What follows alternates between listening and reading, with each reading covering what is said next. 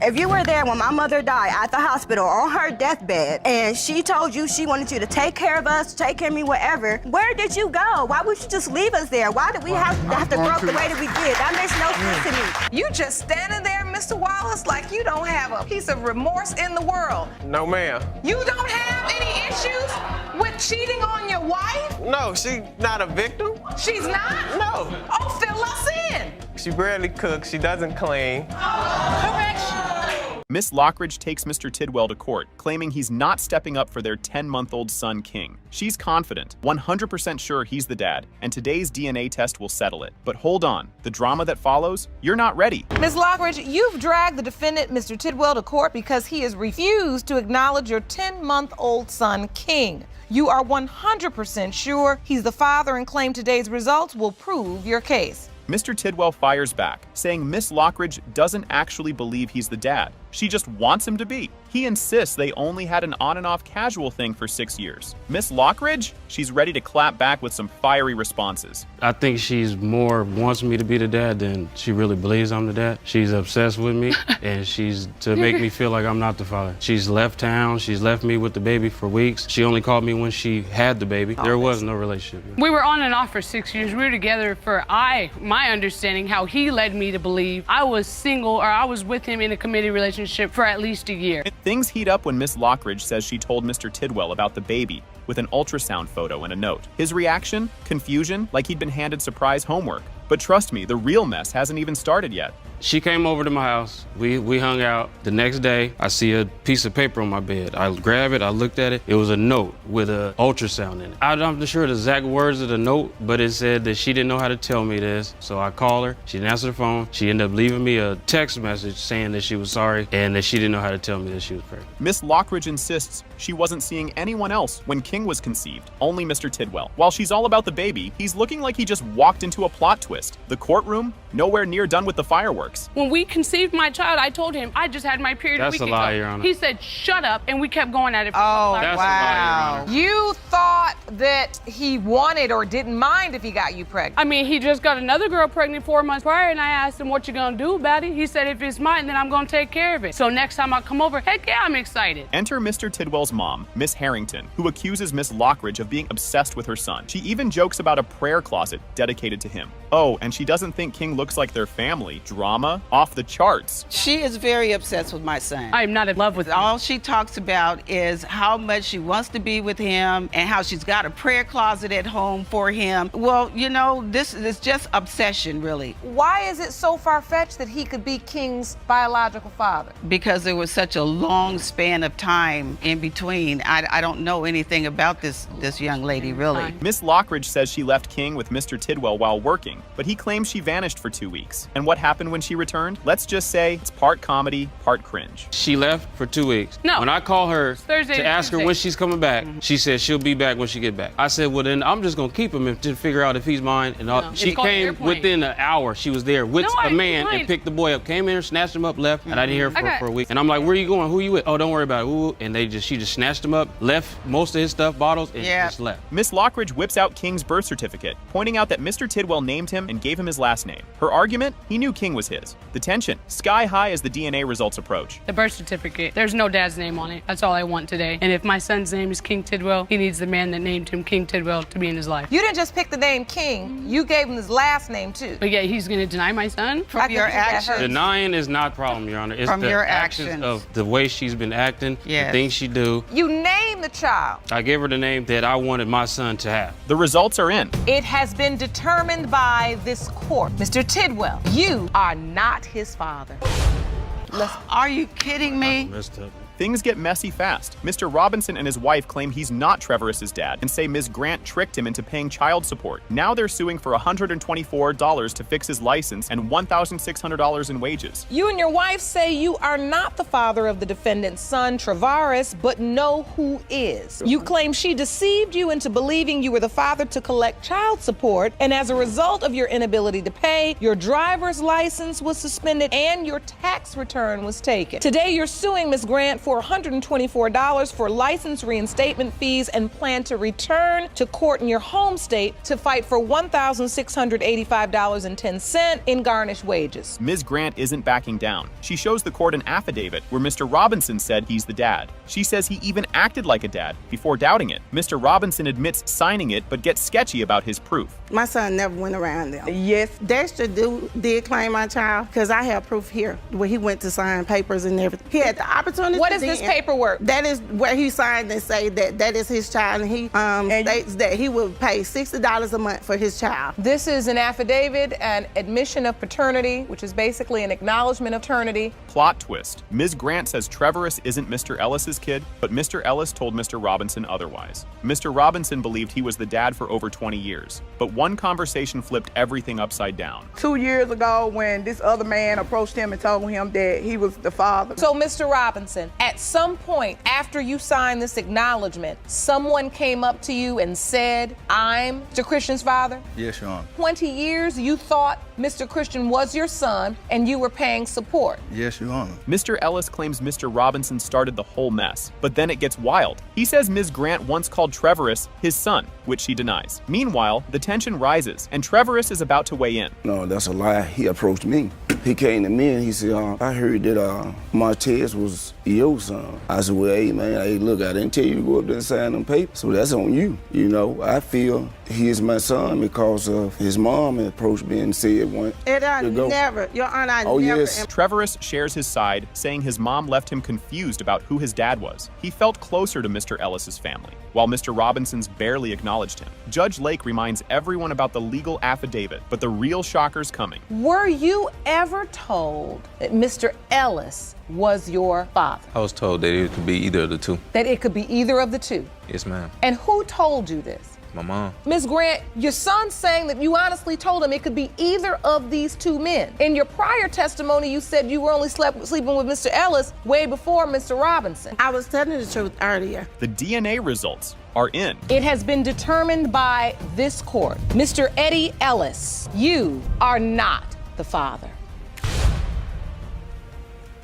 Buckle up, because this story starts with a mind-blowing twist. Mr. Hinton says he had a fling with the twins' late mom, which led to their birth. After a tragic accident, he lost contact and spent 25 years proving he's their dad. But the twins are like, who even is this guy? Things are about to get messy, so brace yourself for the drama bomb. Mr. Hinton, you say that a brief affair with the defendant's now deceased mother resulted in their birth. You say you lost touch with the children after a tragic accident and have spent the last 25 years trying to find them and prove you are their father. This part feels straight out of a soap opera. Mr. Hinton claims he bumped into the twins' mom at a flea market, visited her house, and the little girl Marilyn jumped into his arms like she knew him. But Marilyn's over here saying, no, that never happened. Trust me, the chaos is only just beginning. I was in Columbus, Ohio at a flea market. Somebody came up and tapped me on the back of my shoulder. I turned around and looked. I didn't recognize her at first. Then she looked at me like, this is Tanya. And then it clicked for me right then and there. So we did our pleasantries and we hugged. So I said, well, why don't you come over tonight? And at the time we was talking, there was kids running around the living room. I mean, just running around. Kids do. Now it gets popcorn worthy. Marilyn remembers a guy named Mark hanging around when she was little, but she never called him dad. Mr. Hinton says, surprise, I was going by my middle name, Mark. Apparently,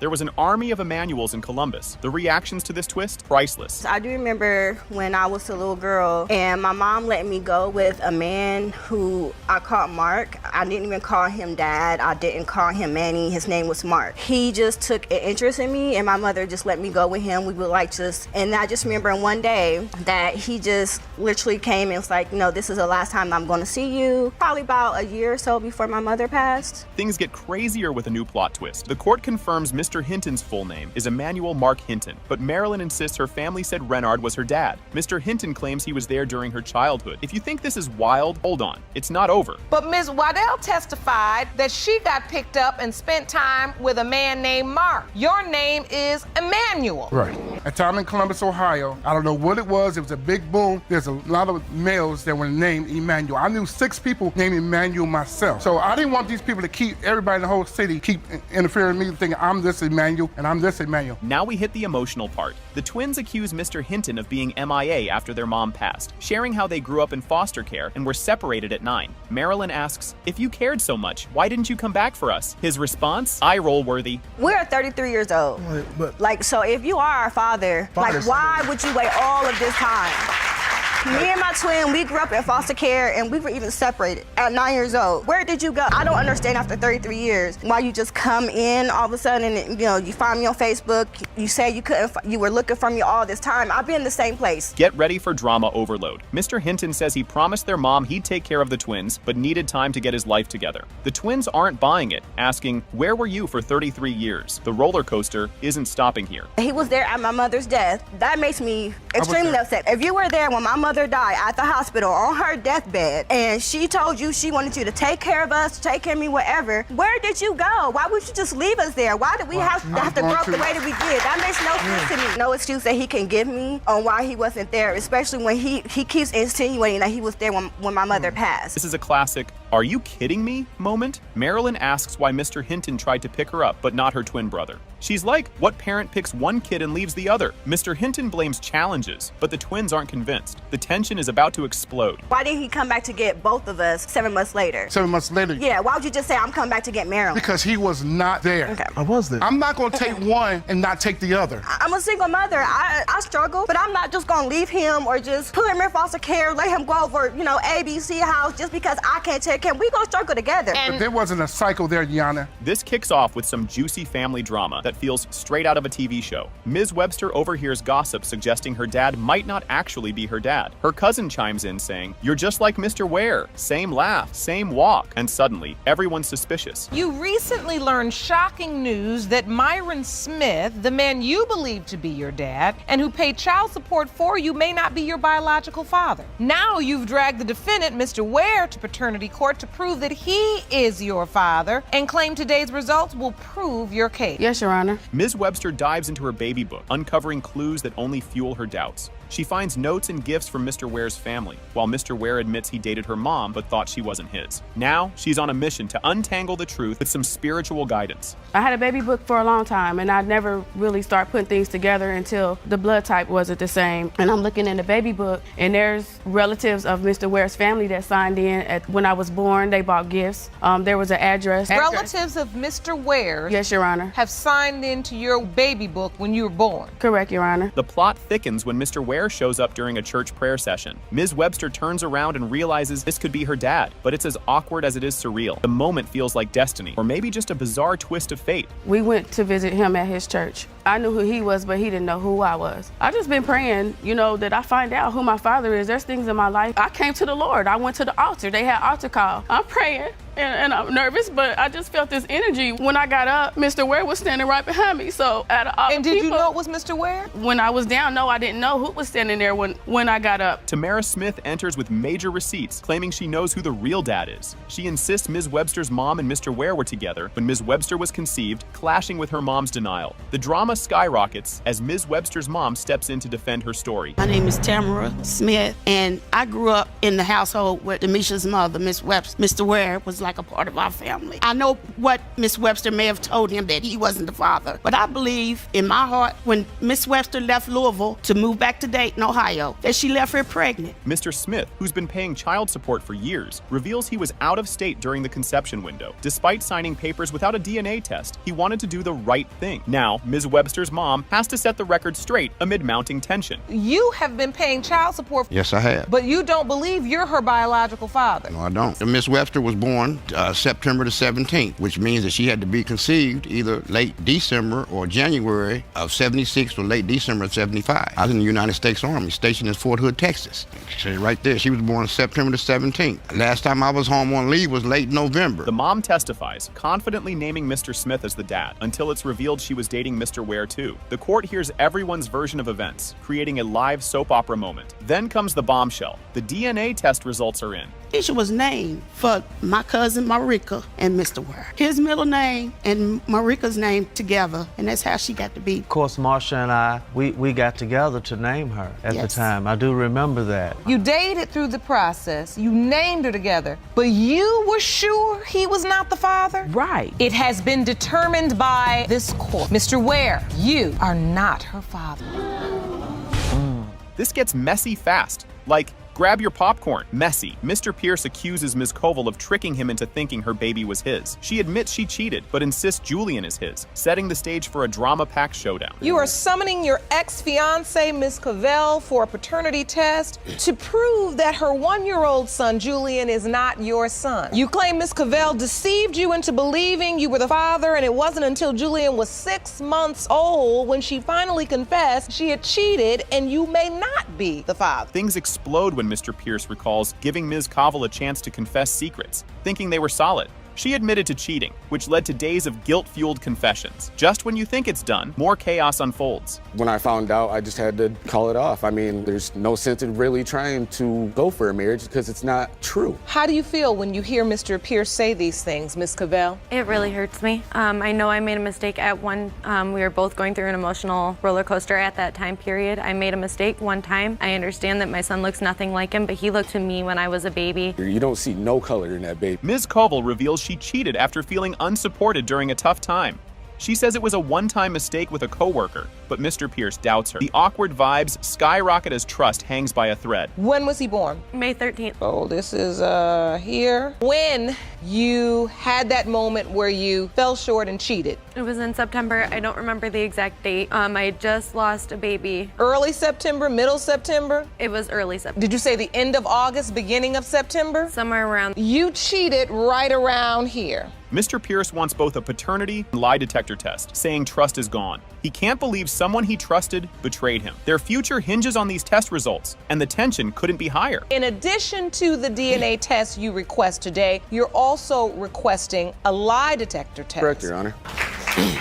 We have, in fact, administered that test, and the results will be revealed shortly. You have this beautiful baby. When you look at this child, what are you thinking? Every time I look at him, it kills me. The paternity test results are in. It has been determined by this court. Mr. Pierce, you are Julian's father. Yes!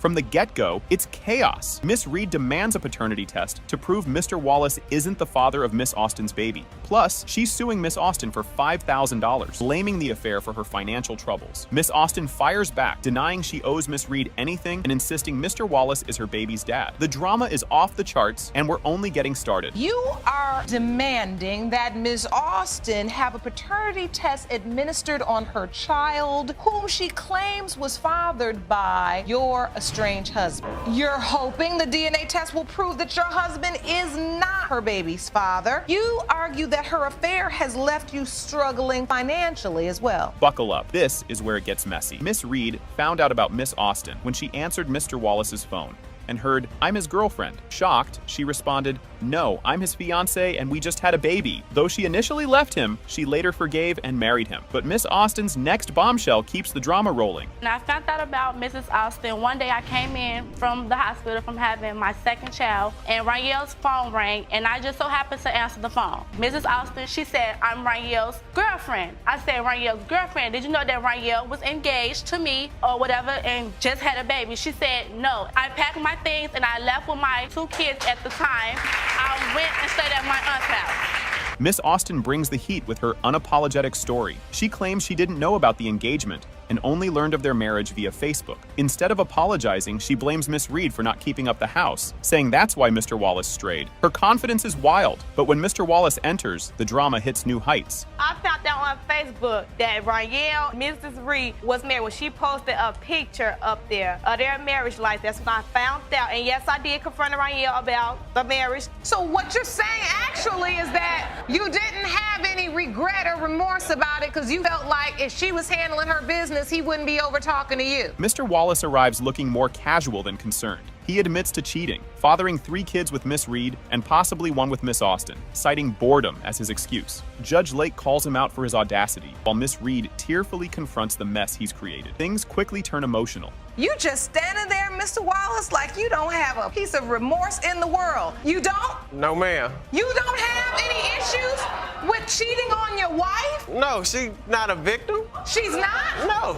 Oh, fill us in. First off, she wasn't a good wife. She barely cooks, she doesn't clean. Correction. Miss Reed's testimony is heartbreaking. She shares how her kids feel neglected now that Miss Austin's baby is in the picture. While upset with both parties, she ultimately blames Mr. Wallace for failing their family. Her only wish? For her kids to have a present, caring father, but there's still the $5,000 lawsuit to address. I'd rather for it to be his because I feel like ever since Rayo had other kids on my kids get the short end of the stick. They rarely see their dad. Like when I take them to see him, I have to like leave them with him in order for them to spend time with their father. Before her child even got in the picture, Rayo was there for my kids for whatever. Like watched them, gave them whatever. But now that Mrs. Austin's child is in the picture, my kids have to suffer. And I feel that it's not right. The $5,000 lawsuit hits a wall. Judge Lake rules that Miss Austin isn't to blame for the marriage's downfall. That's all on Mr. Wallace. Miss Reed looks frustrated, but the judge calls out everyone's messy behavior, reminding them that children's lives are at stake. And now it's time for the paternity results. We found out today through testimony and confirmation is that Mr. Wallace actually went after Ms. Austin. Now, in order for you to sue for alienation of affection, you have to prove that this young woman planned to destroy your marriage. I don't see that. It was his free will that started this affair. Are we clear? Yes, Your Honor. So for this reason, my judgment is for the defendant. Here's the moment everyone's been waiting for. In the case of Reed versus Austin, when it comes to baby Demuriel, Mr. Wallace, you are her father. Told you, dummy. She looks just like you, dummy. I don't like condoms, so I don't use condoms. Exactly, and I want you to know this. I'm allergic to latex, so I can use non-latex condoms. Why do people keep saying they're allergic to latex but not allergic to sex? This woman tried to trap me. I mean, it's like sex at all. You're right. First brought out the condom. I said, "Is it a no-latex condom?" He told me no. I said, "We better off not." No, never mind. I'll just do it anyway. We went on to the store. Well, while we was going to the store, her friend started to tell me a story. She was like, "Well, I just want to tell you something." She was like, "Well, the whole time that you was gone, she was cheating on you." Her best friend told you This that? is what her best friend told me. And I only did it because I thought you was cheating on me. Okay. So you admit you cheated on him? I did. And so your best friend told on you? Yeah. Things kick off with Mr. Montgomery, who's all like, "Miss Parker tricked me into thinking I was Timothy's dad." But now Miss Parker's flipping the story, saying he's not the father. So he's like, "Let's do a DNA test." Oh, this is about to get wild. You say Miss Parker led you to believe that you fathered her 3-month-old son, Timothy Montgomery. You say you were present at the birth, named the baby, signed the birth certificate, but now Miss Parker says you're not the father. Yes, Your Honor. Mr. Montgomery is here pouring his heart out like it's some kind of romance movie, insisting he's Timothy's dad. Timothy is his son, and he's not ready to let this go. But just wait until Miss Parker drops her side of the story. I believe I'm the father because, I loved her. Me and her were together. We were sexually active, without a shadow of a doubt. I just believe, firmly that this is my son. I was there, through the pregnancy and signed the birth certificate. And what the funny part is, because she I thought allowed he me was to name your the son after my deceased father. Miss Parker's story just took a hard left turn as she admits there's another possible dad in the mix. This love triangle just turned into a math problem. I thought he was the father. You did? Yeah, because he looked just like Mark in the ultrasounds. So during the ultrasounds, you felt like they resembled? Yeah, they looked just like him, and I believed that he was the father. Miss Parker's dropping bombshells, admitting she was with both guys at the same time, making paternity a big guessing game. And Miss Parker doesn't seem like she's done spilling the tea. I had sex with both of them around the same time and the same day. You're talking about one of these 3D ultrasounds? Is that what you're talking about? Yes. I know what you're talking about. I had one of those, and I know what you're saying when you look at baby and you pick out features and you say, oh, I think he kind of resembles, but there's no way that if you were sleeping with another man during the window of conception. Mr. Montgomery went all out, basically moving mountains to be with Miss Parker, and the crowd can't believe it. You've got to feel for the guy. This is just the beginning. I left everything I knew in Cleveland, my family. I had a good paying job that I had, and, left my family, my friends, everything I ever knew behind so I can go down there, be the best father and family man that I could possibly be for her kids, and my son. Yeah.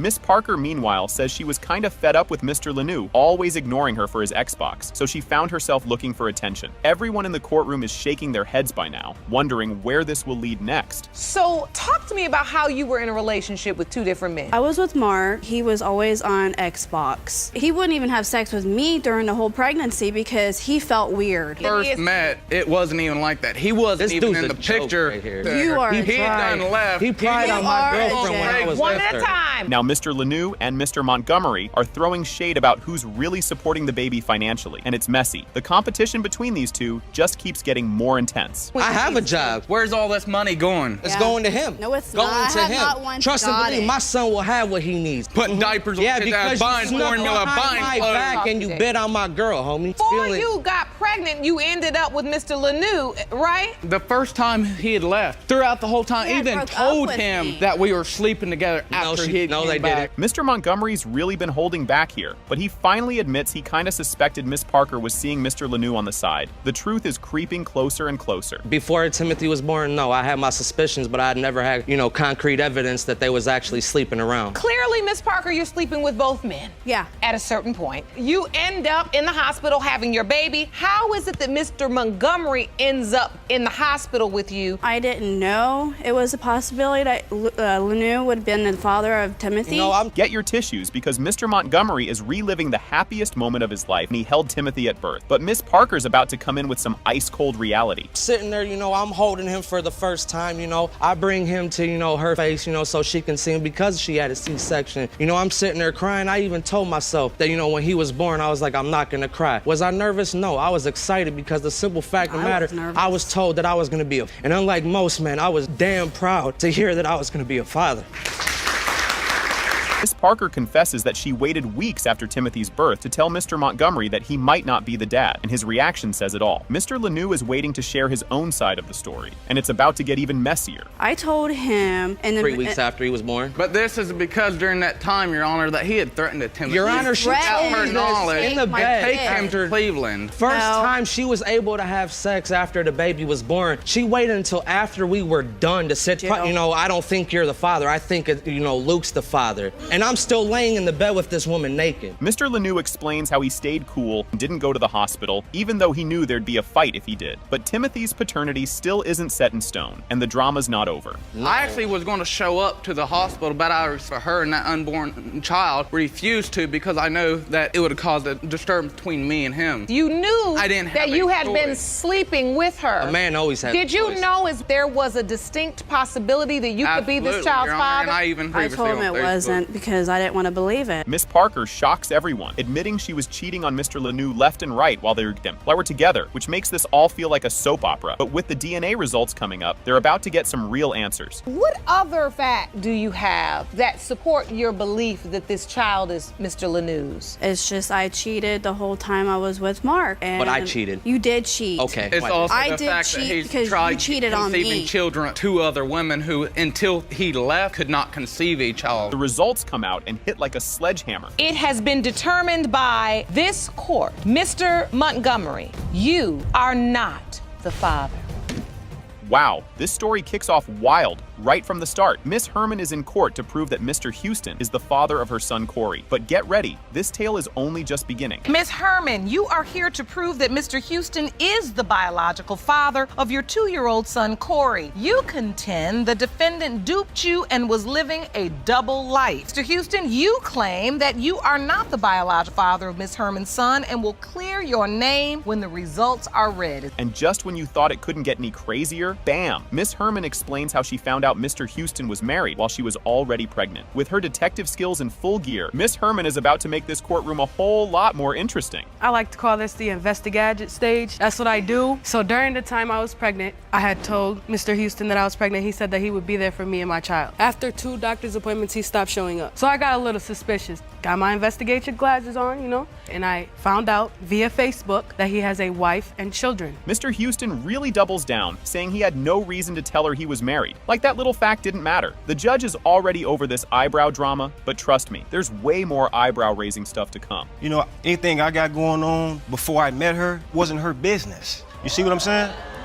I wasn't curious about the extra stuff. I was more curious about getting to know who she was. So your marriage and your kids and your wife were all extra things? No, it wasn't extra at all. It was just something that I didn't communicate with her. This part is downright awkward as Mr. Houston tries to dodge the question about using protection. But things are about to get a whole lot stickier as Mr. Houston tries to explain himself. But you didn't use protection when you were sleeping with her. You did not. Did you tell not. Don't lie. You did not use. He did not use a condom, Your Honor. He did not. Your Honor. No. The answer is no. Don't Your let him lie to you. The answer is no. No. The he did night not. that- No.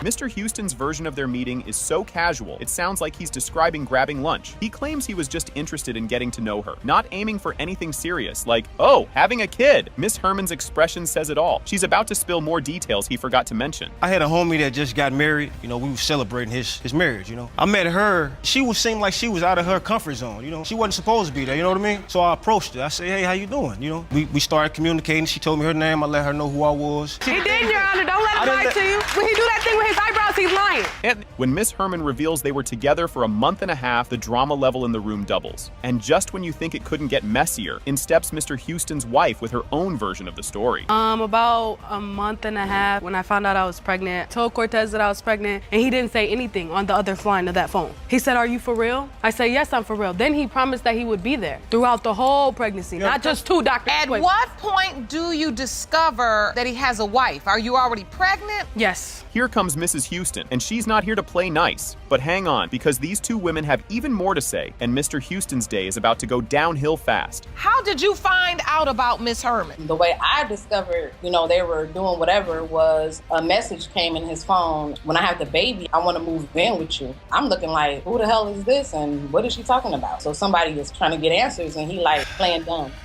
wouldn't tell me the truth about it. So eventually I end up calling the number and I talked to her. The drama goes off the charts as Mrs. Houston tells everyone she and Miss Herman were pregnant at the same time. But Mr. Houston's about to pull out a deep reason for his actions that'll leave you scratching your head. He said he's going to be there for me and blah, blah, blah. Like, okay, so you're pregnant. I'm pregnant too. So how does that work? See, I'm in the business of making babies.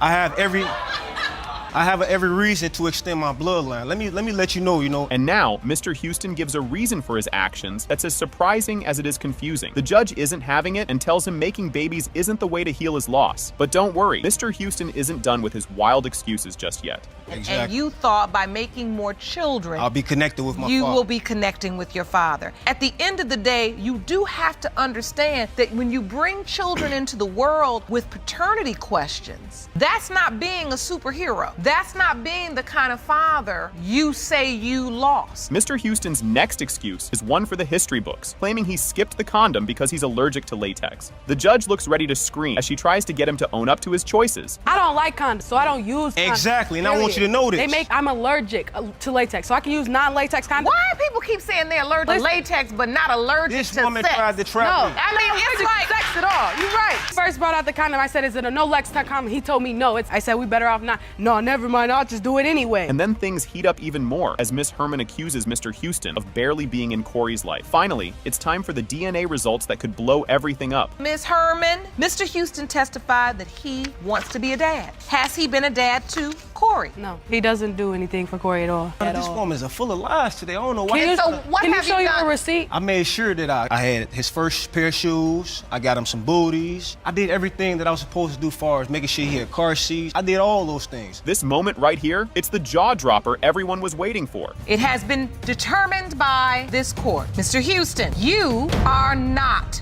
the father. Yes. Thank you, Jesus. I ain't gotta talk to this man not no more. Oh, here we go. Things get intense right away. Mr. Razor and Mr. Hunt, who are siblings, decide to sue their parents for a paternity test. But there's way more to this story. Just wait till you hear about the argument that got this whole dad comment loud and clear, and he was left totally mind blown. Things are only getting messier from here as the family drama keeps unfolding. Yes, I did, Your Honor, but I don't believe my children heard the whole comment. Emotions are all over the place as Ms. Razor steps up situations to big life moments. Hold tight, because Ms. Ham is about to get grilled for answers next. I'm 26 years old, okay? This is the only man that I know. How many men do you know sit in a delivery room with their daughter when they're having a baby, okay? For you to make that statement and for him, is there something that you need to tell tell me. Maybe. Just when you think this family drama is as complicated as it gets, Ms. Ham drops a new bomb. She doesn't actually know who Precious K.A., Uncle Tommy, joins in remotely and admits he had a relationship with Ms. Ham back in the day, leaving the siblings even more bewildered. The drama is thick in the air as they all hold their breath, waiting for the DNA test results. That's just nasty. That is not my father. Ms. Ham casually confirms that, yeah, she and Mr. Farmer were involved 26 years ago, which means he could totally be Precious's dad. But Precious is holding back tears as she reveals how desperately she needs the truth about who her dad is, especially since she's getting married soon. And here we are, with the results about to come out. And you know things are going to hit hard. These are my children, and I'm gonna... Whoa, this is a wild start. Mr. Haynes drags Miss Manning into court, claiming he's definitely the dad of her daughter Zoe, even though Miss Manning now says, nope, you're not. And just when you think it can't get crazier, they toss even more surprising facts at each other. Mr. Haynes, you have brought Ms. Manning court today to prove that you are the father of her 4-year-old daughter, Zoe. You say Ms. Manning initially told you that you were Zoe's dad, but now is claiming you are not her father. It's only getting more confusing here, folks. Miss Manning explains her timeline, claiming that Zoe was conceived after she and Mr. Haynes had already called it quits. Just wait, things are about to get even more. What? Miss Manning sent me a picture. I thought it was my son at first. It was actually Zoe. Took a picture of my son and I compared it, and that's when she was my child. And why do you feel you know that for certain? Zoe was conceived at the end of October and we had already broken up. It's like watching a ping pong match of parent confusion here. Mr. Haynes remembers Miss Manning saying he was the father, then changing her mind over and over again. And you won't believe the next set of wild mixed messages. She said I was the father multiple times. Then she also told me I wasn't the father multiple times. So first met when I was getting a tattoo, and it was at residence, and we only dated for a short period of time until she ended the relationship. So I ended up moving on, got with my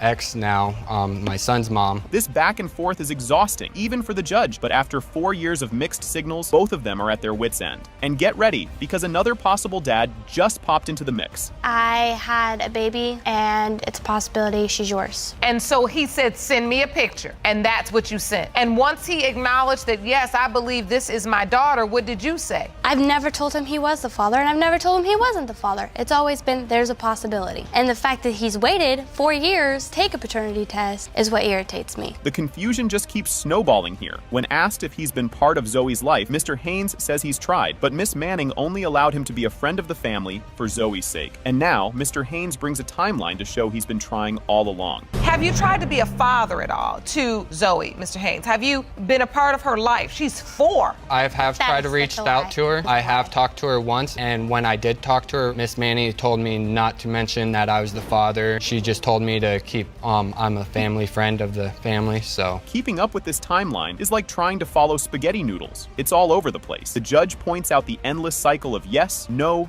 maybe, and everyone's left dizzy. And if you thought it was done, hold on, because Miss Manning's got something to say next. You submitted a timeline to the court. March of 2014 is when I received the photo, Zoe, but like I told you guys just previous that I thought it was my son. Then I found out it wasn't. And you felt like she sent you the picture because she was your child. Yes. So you're thinking you are the father. Yes. Things get even juicier with the next witness. Mr. Haynes' girlfriend, Ms. Wickwire, his current girlfriend, steps up and backs up Mr. Haynes, saying Miss Manning has repeatedly changed her mind on who the dad is. This story keeps twisting like a soap opera. First off, what testimony do you have? We've been together for 2.5 years. She has repeatedly sent him messages saying that he is the father and isn't the father. She's dragging him through hell, pretty much. When he is the father, he's happy and wants to I don't actually try and understand take... how I'm dragging him through hell when it's been, there's a possibility, let's get a DNA test. Now the judge is practically begging for Miss Manning to let Mr. Haynes have a chance with Zoe. The stakes are sky high, and everyone's waiting to see how this ends. So have you encouraged a relationship between Mr. Haynes and Zoe? No. And why is that? I would rather have proof that he is her father instead of them building a relationship and him not being the father. You really believe it's the man that's on the birth certificate, already acknowledged paternity, but has allowed you to have full custody and doesn't really want to be part of raising her? Yes. This is a roller coaster of emotion as both parties share their hopes. Both clearly want the best for Zoe, and it's tough to watch them struggle. We're on the edge here. The final DNA answer is coming. Do you hope Mr. Haynes is her biological father? Yes. So even though your gut says to you, do not think he's the father, what are your hopes, Mr. Haynes? I just want to find out the truth because it's been almost 4 years of going back and forth that I'm the father. So I just want the proof. And you want to be her father? Yes. It's DNA time, and the result is a jaw dropper. It has been determined by this court. Mr. Haynes, you are not father.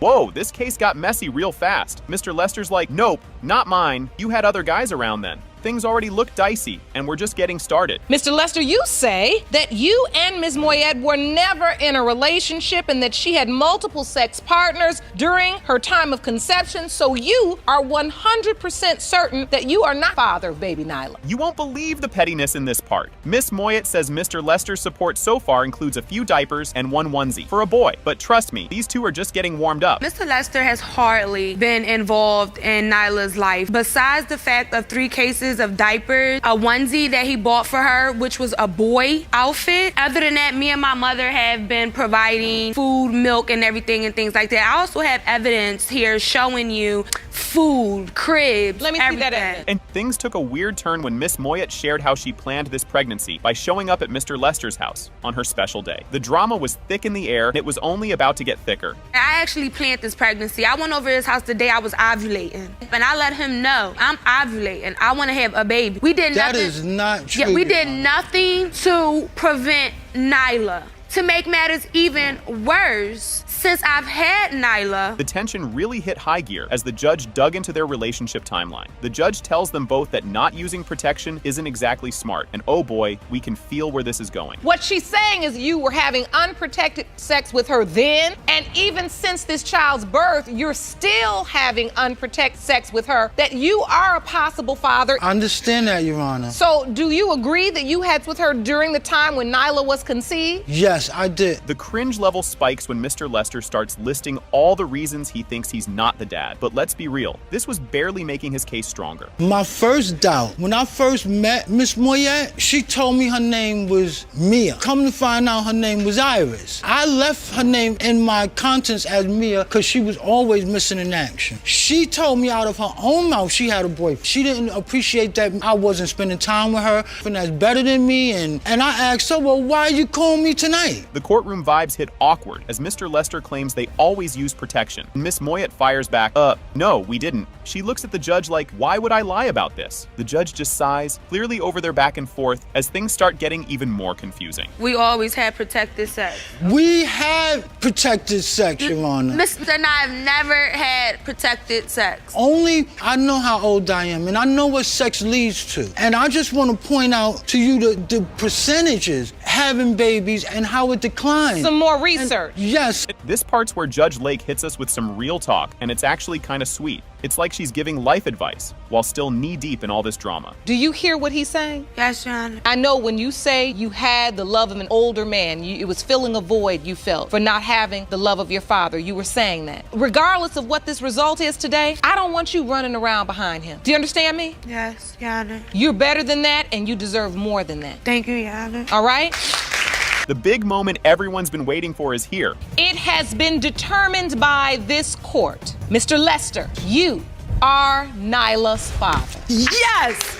Yes! Ma'am. Didn't I tell you? You need to be respectful. Didn't I tell you? Oh boy, buckle up because this case starts wild and only gets crazier. With that opening, things are about to get heated and totally messy. Mr. Dark, you say the defendant is a promiscuous liar who broke your heart 4 years ago, stepping out on your then relationship. You admit to having a one-night stand with her 2 years ago, but are furious Ms. Bailey is now claiming you fathered her 11-month-old son, which you say is impossible. This backstory is like the soap opera you never asked for. You just know that's going to come back around and bite someone later. We was in a relationship for about 4 years. Everything was okay. Everything was pretty good when I first met her. Some good conversations about establishing us a family and probably having kids. We lived together at that time. I left to go out of town to do some work. Went to Florida to do some work in Florida. While I was going to Florida to do some work, I talked to Miss Bailey about almost every day. Get ready, because here comes the I cheated because you cheated circus act. And trust me, that's not even the half of it. Things are just warming up. We went on to the store. Well, while we was going to the store, her friend started to tell me a story. She was like, well, I just want to tell you something. She was like, well, the whole time that you was gone, she was cheating on you. Her best friend told you that? This is what her best friend told me. And I only did it because I thought you was cheating on me. Okay.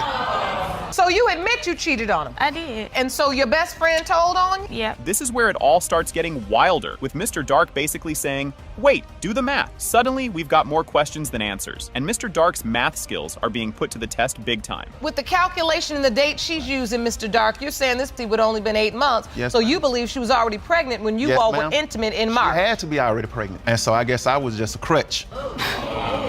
Whatever. From the beginning, I was there at the hospital when Jameer was born, even with my doubt, because in the back of my mind, I didn't never want to feel like, okay, he really was my son and I didn't do the things that I was supposed to do as a father. The birth certificate story is a doozy because Mr. Dark says he only signed it because Ms. Bailey pressured him big time. He's now totally regretting that decision, and we're all wondering what this could mean when the DNA results come in. And the reason why I signed the birth certificate, to answer your question, is because you told me at the hospital that if I didn't sign it right then I wouldn't have another opportunity to sign it. That's what you told me right there at the hospital. I didn't force you to sign it. You If signed it on your I own. didn't sign it, what was gonna happen? He won't have your last name. You won't get to sign it. Did you not say that? You know you said I did that. not tell you that. No, I said, okay, if you don't sign, okay, that's on you. If you thought this was a one-time drama, think again. Ms. Bailey's got a history. Now he's wondering if this is a repeat performance, and everyone in the courtroom is starting to question what's really going on here. Ms. Bailey, have you been in a paternity situation before? I have, with my ex. So one of your other children, there was a paternity question surrounding that. Yes, that he wasn't the biological father. Do you know who your child's biological father? Yes, I do. History is repeating itself in this moment for you. Oh, and just when you thought this couldn't get any messier, here comes Mr. Dark's current girlfriend with her own opinions. Now, we've got love triangles, timelines, and all sorts of drama flying around the courtroom, just like a daytime TV show. First, in my personal opinion, I don't feel like the baby looks like him. So you do not feel like there is a physical resemblance? No. Well, my due date is November 19th. My conception date is February 24th. And we're now 1 year later, but what you're saying is that you have a similar due date. Even though he's got doubts, Mr. Dark says he's been there for Jameer anyway, taking him to family gatherings and giving him some dad time. But even with all this family drama, he's trying to be a responsible guy, and the big DNA test is just around the corner. Jameer is 11 months old. What has been your relationship? I was in Jameer's life. I've been a part of his life. I've kept him. I took him to Alabama with me when I went to my granny's funeral last month, and my whole family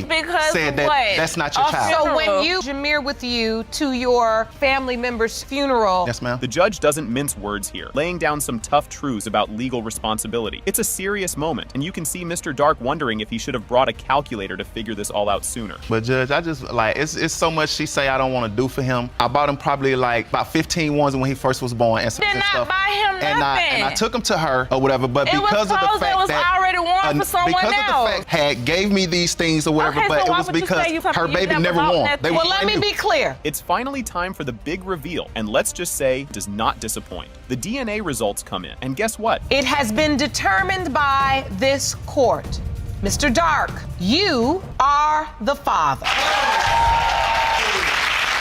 This past Father's Day, Memphis, Tennessee saw it in them to award me with Community Father of the Year award. The mayor was there and state representatives was there. So Caden will not fall short on a daddy or a father when it comes down to that. That is great to hear.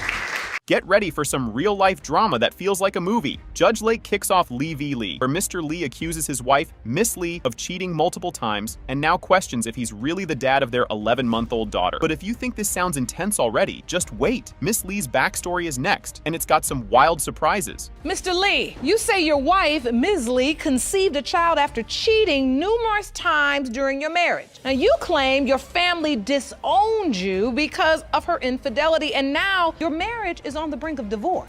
You petitioned the court for a DNA test to prove that you are not father of Ms. Lee's 11-month-old daughter, Carolyn Lee. You won't believe how their love story starts, like a mix of romance and reality TV. Miss Lee says they met at a hotel party and felt instant sparks, totally falling for each other right away. Sounds sweet, right? Well, things take a left turn as soon as a Bon Jovi lookalike enters the picture. I was actually getting ready to go on a date with somebody, and I got a phone call from a friend of mine to come to this hotel party to meet somebody else that actually wasn't even Mr. Lee. And I get there and our eyes met, started talking that night. I heard him speaking a little bit of Spanish and we started making out the whole night. We kissed heavily. The next morning, we exchanged numbers that night as well because we made out the whole night, didn't even remember each other's names. So just 1 week after this love at first sight moment, things get, interesting. But believe it or not, this Bon Jovi moment was just the beginning. Soon, Mr. Lee's whole family gets involved in the chaos. She stayed there with me for a few days, and then like the following week, she started cheating on me with a guy she claimed that looked like Bon Jovi. She has... The following week? Yeah, well, she said he looked like Bon Jovi. I said he looks more like the Wolfman. I have a celebrity obsession. Later? Yes, I have a celebrity obsession in this guy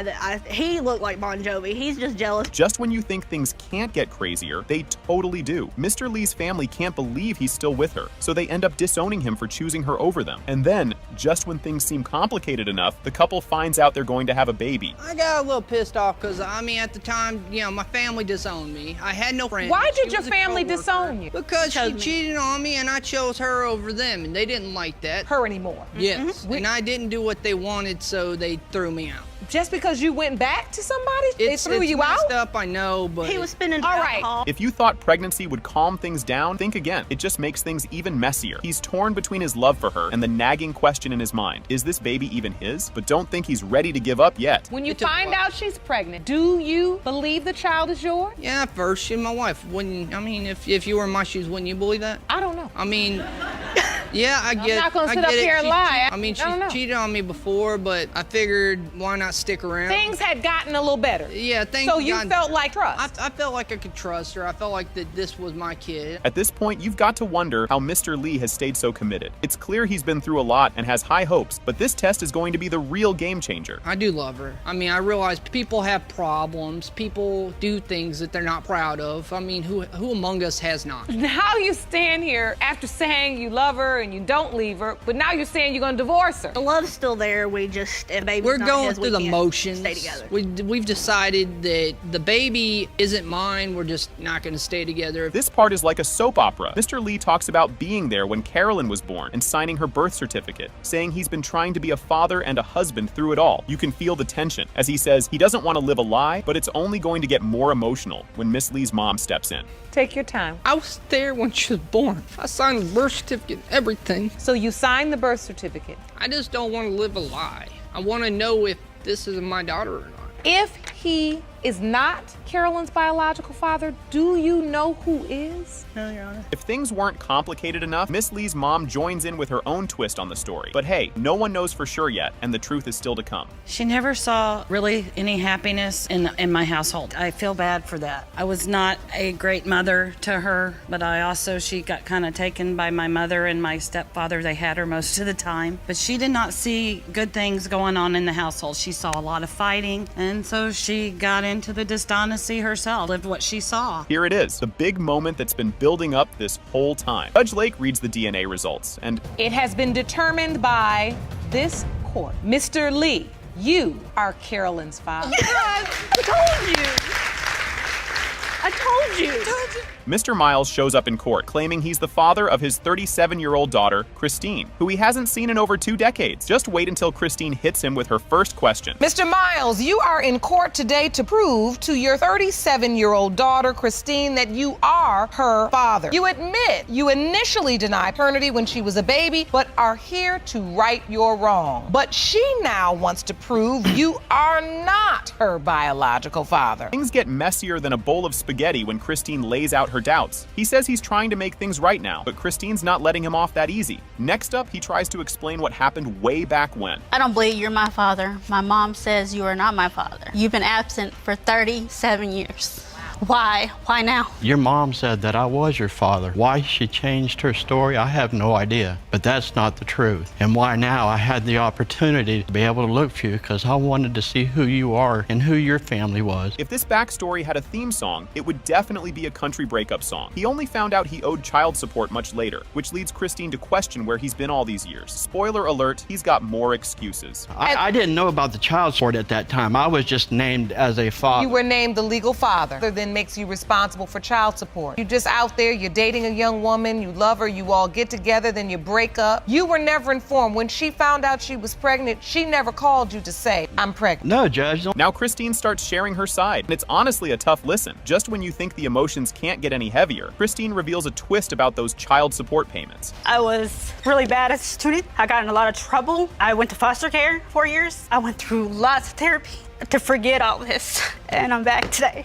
But you're strong, and you're not alone, because we're here with you. Thank you. And so this was very difficult for you. Very difficult. And here comes the plot twist no one saw coming. Surprise, Mr. Miles owes a mountain of child support. He says he got the shock of his life when he found out he owed $28,000 in back payments, right there on his tax return. Next up, she spills about the one time she actually met Mr. Miles. In 1992, we filed our taxes. Taxes came back, and there's a letter, $28,000 in back child support. And that just shocked me. Like I said, I just didn't have a clue that was even there. And you didn't try to find out then? I did. What did you do to try to find her, Mr. Miles? Back then, there was no internet, no cell phones. All you had was people that you knew and telephone lines. Imagine meeting your maybe dad for one night, and then crickets. Mr. Miles remembers it differently, saying he thought he invited her to live with him, but clearly they're not on the same page. And just when it seems like things might calm down, the judge brings out a bombshell from Christine's mom. Well, I met Mr. Miles one time when I was 16. He came to my grandparents' house. My grandparents actually let me go stay the night with him and his wife. I was never told about them until that very day. I thought we did, hit it off pretty good. I think I asked her if she wanted to come live with us, if that was something that was going to be willing to take her in as ours.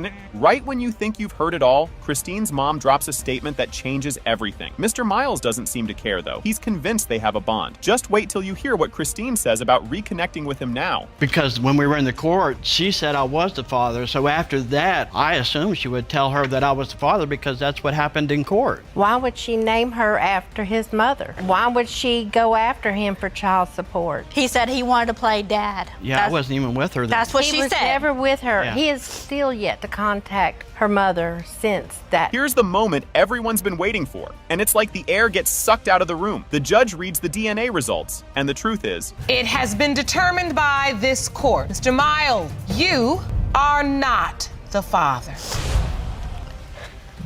Buckle up, everyone. This one's gonna be wild. Miss Collins is here to prove that Mr. Stone is her daughter, Samara's dad, saying he bailed when he heard she was pregnant. Things are already heating up, and we're just getting started. Miss Collins, you have dragged the defendant to court to prove he is the biological father of your 4-year-old daughter, Samara. You say one day of bliss became a lifetime of hell when Mr. Stone up and disappeared when you revealed to him you were pregnant. Miss Collins spills the tea on how she met Mr. This is where the plot twist kicks in. Now she's pregnant, and she's got to let Mr. Stone know he might be the dad. Me and Mr. Stone met on a dating site. I seen his profile. I thought he was kind of handsome, and obviously he thought I was cute as well because he messaged me back. So we had a few conversations until one day we decided that we will meet up. We were drinking. Well, why don't you just stay the night? You've been drinking anyway. Why don't you just, crash here? So later on that night, one thing led to another, and we had sex. Miss Collins remembers calling up Mr. Stone, all like, hey, I'm pregnant, and this could be yours. This mix-up only makes the whole situation messier, and they're both sticking to their stories. I went to a doctor. This was at, I think, the beginning of June. The doctor told me I was about a month long. So I'm like, okay. So after that, I give Mr. Stone a call. I let him know. I said, hey, I'm pregnant, and there's a possibility that you might be the father. She never said possibility. Yes, I did. I told him I was pregnant, and it might be a possibility that the baby would be his. Miss Collins says she tried to stay in contact, but Mr. Stone up and moved to Arizona and went off the grid. They both look at each other like, seriously? The mystery of who ghosted who is on, and now everyone's got questions. Man, so she gave me the call. I was in Arizona. She's like, well, the person I thought that was the father of the baby is not. And then she said, the other person that might have been a possibility to be the father also is not. 2 additional people besides you. Besides me. No, I didn't, Your Honor. Mr. Stone shows up with evidence saying he tried to do DNA tests several times, and guess who didn't show? Miss Collins says she either didn't know or had stuff going on. And now Mr. Stone's got trust issues. It's a classic game of he said, she said, and at this point, they're still pointing fingers. I get a phone call from the court where she lives at. We show up, can't do the test for whatever reason. They say that they'll be in touch. Well, I go back a second time. I drove all the way up there. Guess who didn't show? Miss Collins did not show. She suggested that we do a at-home DNA test. So I was like, I don't really trust that. I don't know if that's not a doctor, but she said, I'll pay for it. I said, okay. Miss Collins throws in a curveball. Her daughter Kimara has hypoglycemia, which she claims runs in Mr. Stone's family. The health stuff is only adding to the chaos here, and both are still looking for answers. A few years back, my daughter, she got sick. Come to find out she's hypoglycemic. Now, that does not run on my side of the family. So what I do, I'll give Mr. Stone a phone call, and he says, yes, I do believe that do run in my family. Anybody could have hypoglycemia. I'm not the only person on this earth. I'm sure there's a whole lot of us. It doesn't run in my family. Maybe the other guy runs in his family. I don't know. Dr. Brown Parks swoops in to clear things up on hypoglycemia, saying it could actually be genetic. The doc gives her medical opinion, and everyone's waiting on the DNA test to see who's got it right. So first off, hypoglycemia is simply low blood sugar. It can happen for a variety of reasons. There's a level at which we just have chosen that below 50 milligrams per deciliter when they take your blood. Most common cause is from people who are diabetic or hyperglycemic. It drops their blood sugar too low. It is indeed. Judge Lake finally opens the DNA envelope, and surprise!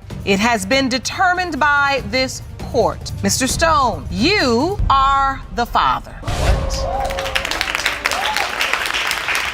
Right from the start, the drama is real, and you can just feel that this one's gonna be intense. Let's just say he's got a lot of doubts, and he's ready to get some answers.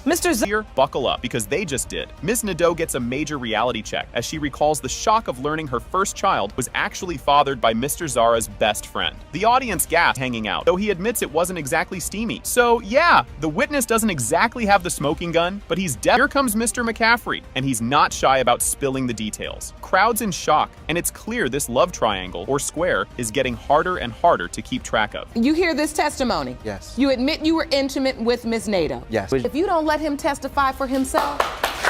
Just when you thought you'd heard it all, Judge Lake pulls up the weather report. With snow confirmed, everyone's looking back to the real. Here it is, the big moment everyone's been waiting for. It has been determined by this court that her father is Mr. Zara. You want to tell everybody how sorry you are? This is one crazy situation right off the bat. Ms. McGowan tells the court how, just after her husband passed away, she met Mr. Martin online. But get ready, because this story only gets messier. Ms. McGowan, you say after the death of your husband, you were trying to find your way, but ended up finding a man on the internet, had sex with him, and 2 weeks later, you discovered that you're pregnant. Now you claim the defendant, Mr. Martin, is without a doubt the biological father of your 8-month-old baby, Caden. And just like that, Mr. Martin fires back with some seriously shady doubts. Wait till you hear why he thinks he's off the hook. Mr. Martin, you say there's no way you're biological father, and you claim to have a mile-long list of doubts that will clear your name today in court. One main reason is that you believe the man she's currently living with, who will join us shortly, is baby Caden's biological father. Yes, Your Honor. Mr. Martin then proudly admits he hasn't done a single thing for Caden because in his mind, it's not his problem. And just when you think Mr. Martin might start acting responsible, he doubles down. Mr. Martin, yes, you've done nothing for the child? No, I did nothing. Because in fact, first night we had sex. The first day we met each other, we had sex. The reason why I don't believe it, this is my child, because she's very promiscuous. And when you have sex with a woman first day, that's red flag anyway. Did you use protection? No, No, Now this is just some wild math Mr. Martin is doing to dodge responsibility. And just when you think he'll finally take the hint, here comes Ms. McGowan with some big proof. After it happens, and then there's a baby on the way, how you can doubt. Because there was other men involved. Out of one of the potential men, others. Okay. So therefore, I cannot be that one. You know what I'm saying? What math are you doing? How do you exclude yourself from the number of men that could potentially be her child's father? Day she had sex with another guy. Oh my God. If things weren't messy enough, Ms. McGowan brings out her own evidence with a calendar to back up her claim. But as if on cue, Mr. Brody himself steps up next, ready to share his side of the story. Yes, I have the calendar of the date. You do. So you presented a calendar that outlines the date you were intimate with Mr. Martin. Yes, ma'am. And that's April 2nd. Yes, ma'am. So you're intimate with Mr. Martin on the 2nd. The doctor tells you your conception date is estimated at April 3rd. And here's where things get even juicier. Mr. Brody jumps in and says he's actually been playing the dad role this whole time. This guy isn't holding back, and it's about to get even more emotional. I've been there. Tina and I, Miss McGowan and I have been messing around since February. I just pray that he's mine. I really do. Because when he was born, he looked like me. He was a little light-skinned red baby. He had my cow licks and everything.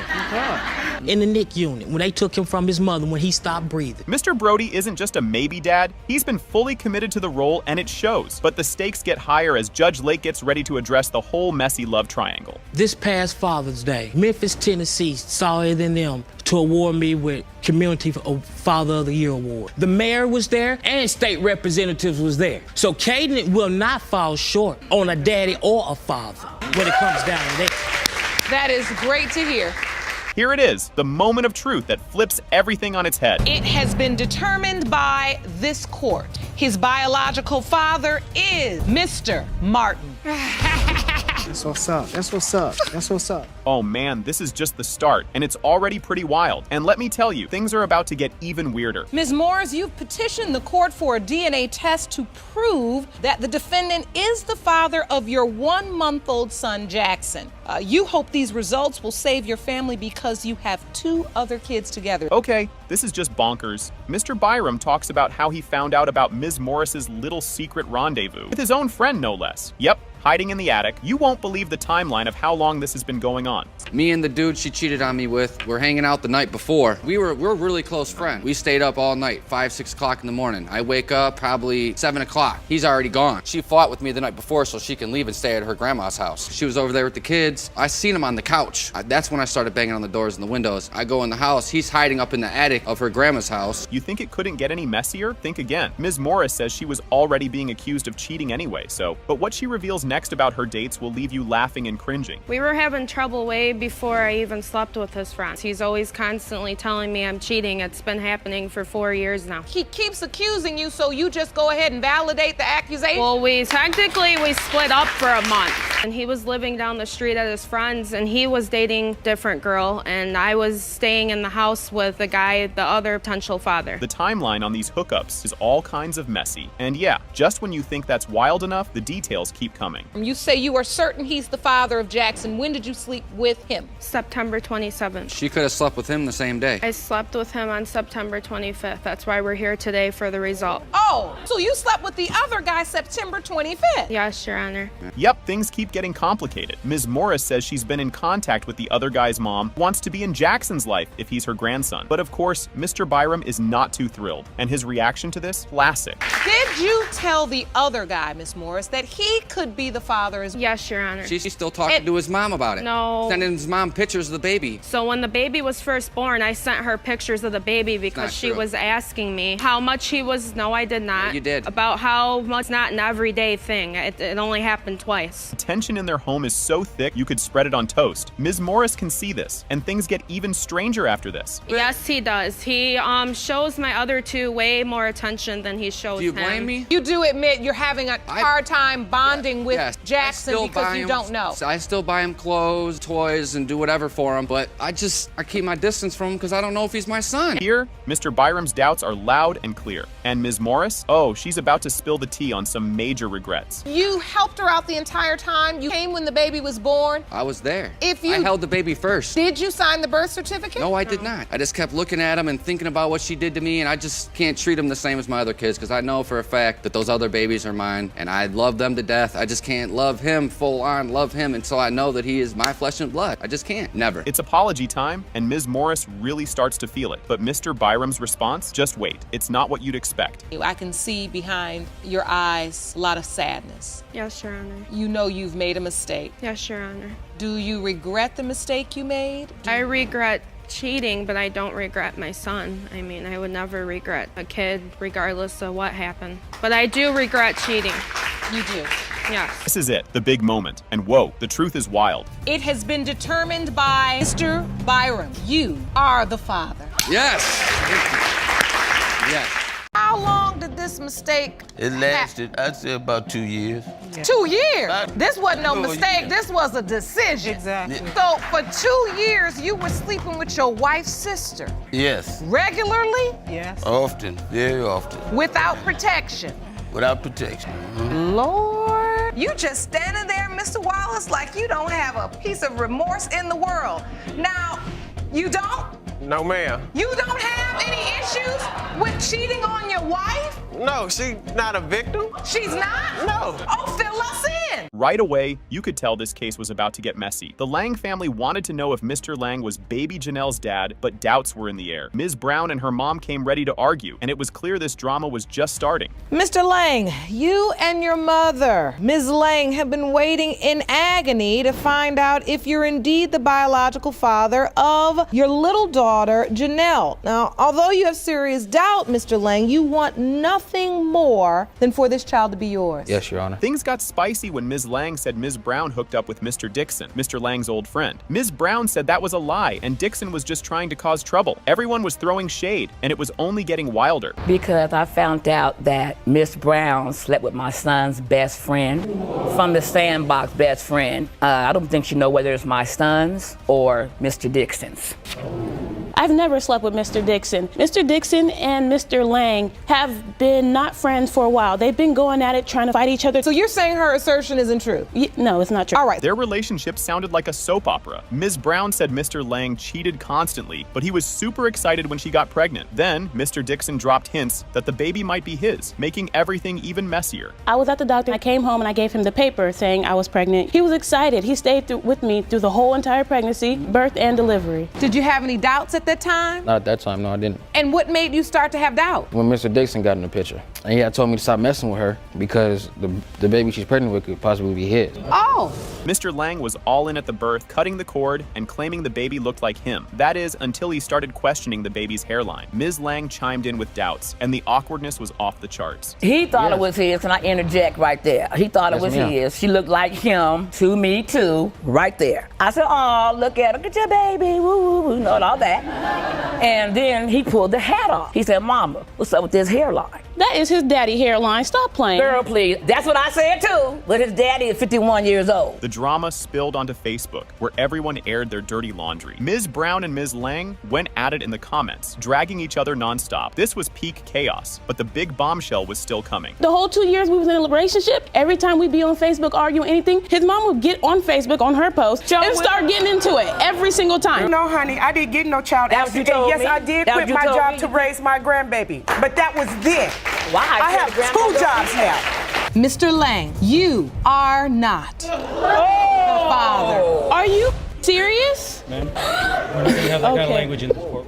Oh boy, this starts like a crazy soap opera you didn't know you needed. Judge Lake introduces the case of Griffin versus Richmond. So, Mr. Griffin, a married dude, had a 2-year fling with his wife's stepsister, Mrs. Richmond. Now they're in court fighting over who the dad is. Trust me, you're gonna be shaking your head the whole time. Mr. Griffin, you were a married man who had a 2-year affair with your wife's stepsister, the defendant. You say that relationship produced a daughter, but Ms. Richmond claims you are not her daughter's biological father. Yes, Your Honor. Okay, this is wild, like really wild. Mrs. Richmond admits she had the affair because she was young and careless, and Mr. Griffin confirms it went on for 2 years without protection. Judge Lake wastes no time calling them out for their decisions, especially since it's all in the family. But wait, things get even messier, like family reunion is ruined messy. How long did this mistake It lasted, I'd say, about 2 years.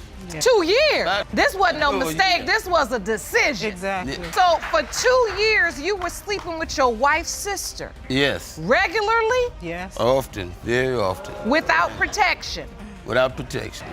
Lord. This is where it gets extra awkward, y'all. Mrs. Richmond says she and Mr. Griffin got close because he'd give her rides home after visiting her stepsister. Mr. Griffin casually mentions he'd been married for a decade at the time. No biggie, right? But just wait, because their bonding time comes with a whole lot of drama to unpack. Because he was taking me home from when I used to go over to their house to visit my stepsister and stuff. How long had you been married at the time, Mr. Griffin? I'm still about 10 years.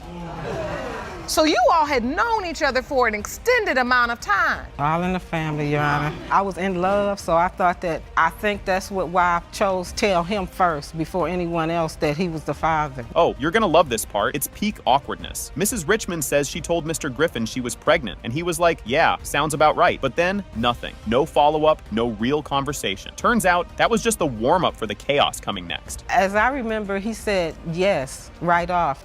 He came over to my house, and he picked her up, and he went up on the stairs, and he, put her up to the light, and he said, yeah, she could be mine. And that was the last we ever discussed her really seriously, of him seeing her actually, of me and him talking about her, being I never as seen one. him. Yeah, I've never. That's because she left. Hold on. This is where you realize keeping track of everyone is like solving a puzzle with missing pieces. Mrs. Richmond admits she was with 2 other guys around the same time, but still only told Mr. Griffin about the pregnancy. Mr. Griffin stays confident he's the dad, but let's be real, this story is already bananas. And don't worry, it gets even more bonkers from here. I did tell him that I was pregnant, but also I did tell him he was the father, but at the time he also knew I was, you know, with other people also, and he was a married man, so, and I'm sure he was with other people too, so I was with 2 other guys, no. Why did you only choose to tell Mr. Griffin? Mr. Griffin was the one I was with mostly all the time, mostly. Right. Now, here's where it feels like a detective show. Mr. Griffin's other daughter, Lakesha, found Taikia's name on child support papers while snooping around his room. She decided to hit up MySpace, remember that ancient site, and send Taikia a message saying, "Hey, I think we're sisters." Of course, Taikia thought this was crazy, but trust, it only gets weirder. Well, I was in my dad's room one day because my sisters was taking up the other mirrors, so I was in there doing my hair, and I see some mail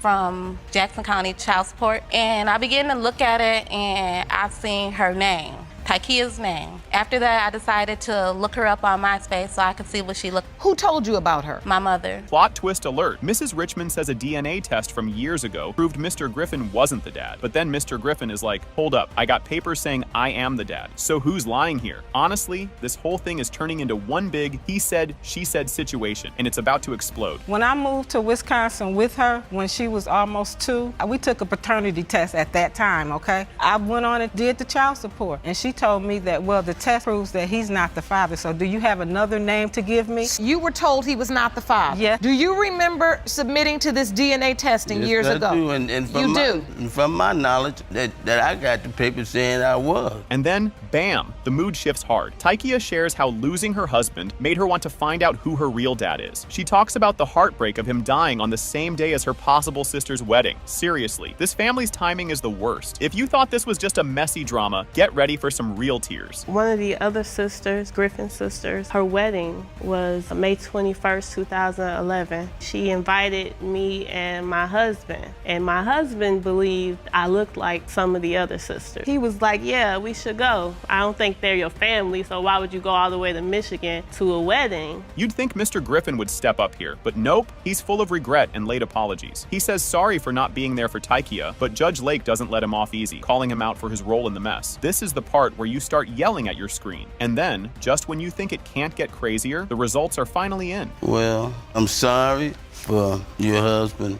and I wish that I had been there for you. I'm sorry for not being there for you. I do believe you have a level of regret. You come from a generation where I'm sure there was a level of well enough alone. Some people believe that. We hear those stories in this courtroom. Brace yourself, because this reveal is something else. It has been determined by this court. Mr. Griffin, you are not her father. 32 years of thinking you were this woman's father.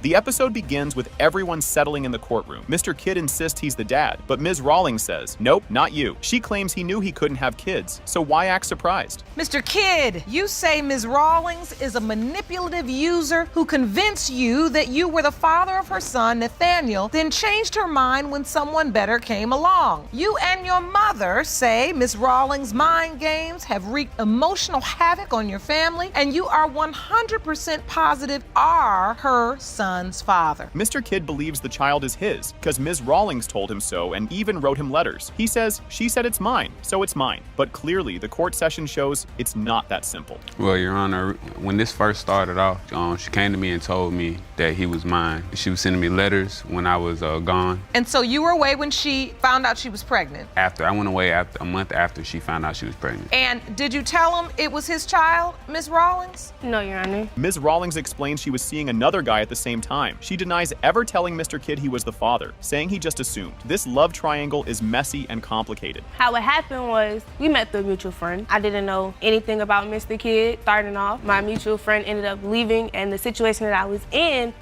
everything progressed and everything started off. Somehow another female came into the picture. I went off and did my own thing and was dealing with him and another gentleman also. Ms. Rawlings says Mr. Kidd's rare blood issue makes it hard for him to have kids and might harm her baby. Ms. Jenkins, Mr. Kidd's mom, says it's not as dramatic as it sounds, but still raises questions. Cue the drama and confusion. When I found out I was pregnant, Mr. Kidd told me himself that he has some type of rare form blood disease that me and his child would die if I was pregnant by him. Your Honor, it's not a rare blood disease. I am ARH negative and he is ARH negative. If she's RH positive and doesn't get the necessity shot during the pregnancy, it could prevent her from having future children or that child could pass away. Ms. Jenkins discovers Nathaniel through a photo and says, "This baby looks like my son's twin." After meeting him, she's convinced he's her grandson. Her determination drives the case forward. I got a phone call from my daughter and she said, "Mom, you need to look at this picture." Sent me a picture of the baby. I was like, "Who got my son's baby pictures?" She said, "That's not your son." I said, "Yes, that is. I gave birth to him. I know who he is." So I contacted his friend who gave me Miss Rawlings' number. I called her and asked, we talked for a couple weeks, and I asked if I could see the baby, and she said yes. Ms. Rawlings lets Ms. Jenkins visit Nathaniel, saying it's good for him to have family memories. Despite her doubts about paternity, it's a heartfelt moment with lingering tension. Me being me as a mother, and I wasn't able to grow up with my father. If Mr. Kidd can't see the moments that he's missing, at least his mom will be able to have them, and his family has some stories to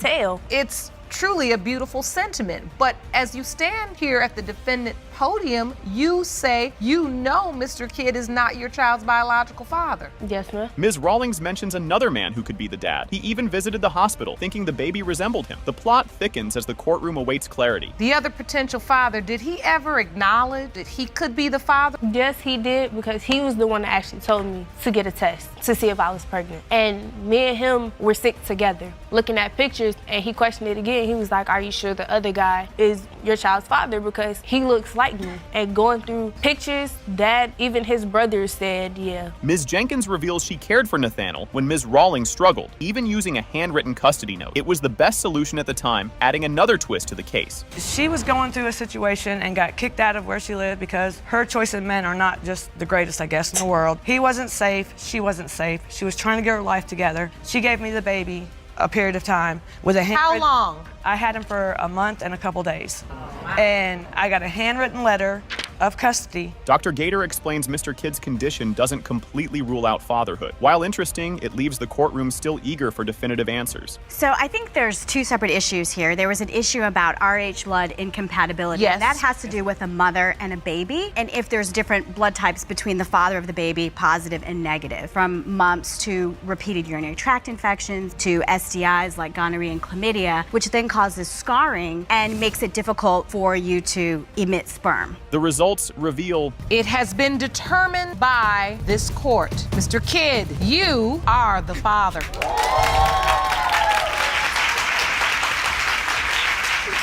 Buckle up, because this is where the madness begins. Looper vs. Downs kicks off with Miss Looper, accusing Mr. Downs of denying her twins, Braley and Bishop. She thought he was a sweet family guy, but the drama quickly proves otherwise. Ms. Looper, you say you thought the defendant was a respectful, church-going family man who turned out to be anything but. You claim that after giving birth to your twins, Braley and Bishop, Mr. Downs denied fathering your babies. Mr. Downs denies paternity, claiming suspicious texts on Miss Looper's phone point to other possibilities. Their rocky relationship, full of secrets, spirals into chaos. You won't believe how fast things unravel. I was at her house. Just something told me to pick up the phone, and I did it. And I'm looking through the phone. I'm like, okay. And I bring it to her, and I'm seeing messages from other dudes and all this other stuff. So I'm like, what is this? Messages are just trying to, hook up with her and stuff like that. So is she accepting the advance? Yeah. Oh, you are? Yes, Your Honor. I was in the process of closing those doors. Wedding plans within 2 months, but then Mr. Downs finds sketchy texts from other guys on her phone. This is where the real drama kicks in. Yeah, we moved really fast. We had a wedding date in 2 months. Relationship changed tremendously though after he went through my phone. Our vibe was different. We weren't hanging out as much. When I found out I was pregnant, I called him and he didn't even answer. I sent him a text message. He was really nonchalant about it, but rub my feet, rub my belly. He would get up at 2 a.m., go get me ice and hot Cheetos. He took me to every ultrasound appointment if he didn't have work. The twins arrive, and Mr. Downs questions Braley's paternity right in the hospital, citing her lighter complexion. Awkward doesn't even begin to cover it. As soon as they brought Brayley into the room, the first thing he said was, "Do you guys do DNA tests here? I've never had a kid come out that light." That's the first thing he said when he seen her.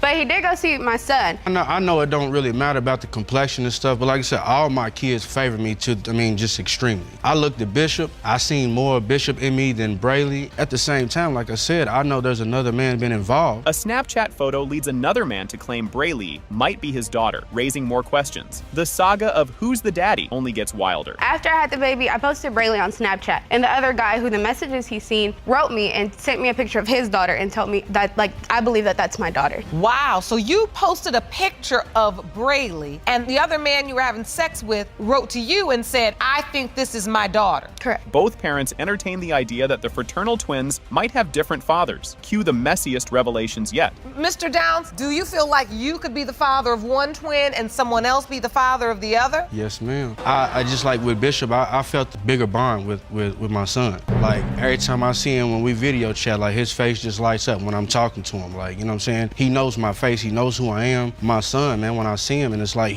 we connect. Miss Looper moves to California with the twins, leaving Mr. Downs in the dust. He comes home to an empty house and panics, only to discover she's gone without explanation. Yeah, I left to California. Why did you leave for California? For several reasons. I was unhappy with our relationship at this point, and we were gonna have to move back with his mom, and they're gonna be uncomfortable with me. They're like, I'll take it from my mom, not yours. Like, I just felt more comfortable going home. I was unhappy in the relationship, like it wasn't working. So you went back home. Correct. I feel like that she knew more than what she was telling me from the jump. Mr. Downs' frantic calls finally reach her, and her casual response leaves him and everyone else stunned. But the biggest shocker is still ahead. So I get to my house and there's nobody there. So I'm thinking somebody done came in my house. Anybody could have did something to my kids, my girl. So I'm like, man, what's going on? So I'm calling and I'm blowing his phone up and I don't get no response. So then I'm really starting to get worried. As soon as I call, she picks up the first ring. I'm like, what are you doing? Where are you at? Oh, I'm with a friend. I was like, no, you're not with no friend. You're gonna tell me where you at with my kids. The DNA results reveal. It has been determined by this court. Mr. Downs, you are not the father.